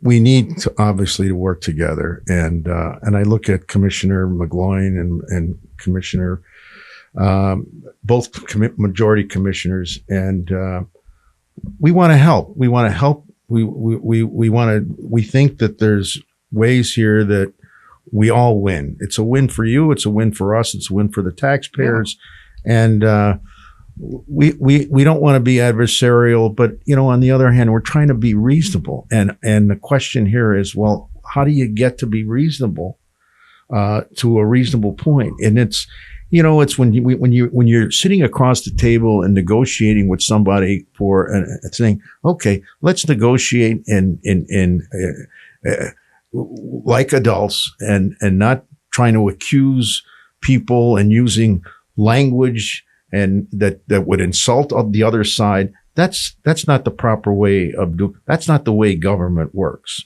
And it's the way bullies work. That's the way bullies work. And quite candidly, our political process is such a thing right now, whether it's nationally or statewide or locally. And you say to yourself, it doesn't have to be that way. No, it doesn't. It doesn't have to. We don't have to call each other's names or each other's this, that, or the other. And you say to yourself, well, we're part of the community. We're part of the community. We're friends. We're neighbors. We're family. And that's why, and that's what families do. Families, they may have situations that they may not all agree in, and we're not all going to agree on everything. But you know what? We think that we can come up to some solutions here that everybody wins. They may not get everything they want. We don't get everything that we want, but there's a happy medium in here, and we need to sit down with like intelligent adults and work through these things. Wise words, Mr. Chermak. I got about a half an hour's worth probably, but I won't. Do you want to condense it? Well, look at, I said it the last time, can't's not in my vocabulary. So me saying I can't do this or I can't do that, I'm not. I've been here. This is 5 years now. I've never wavered. My agenda's been exactly the same. Do the best I can for the taxpayers. guard their money with my life. I mean, that's my job.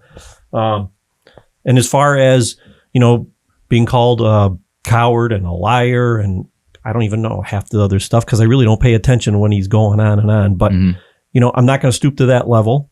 I know there's people in the audience that would like me to take a swing at them, but I'm not.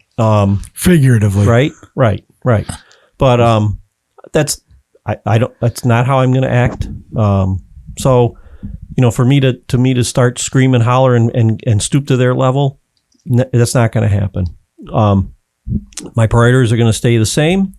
Our team is here, and I don't know what else to say. But for them to just continue down that road of it's almost like a dictatorship, telling everybody what they're going to do and how they're going to do it.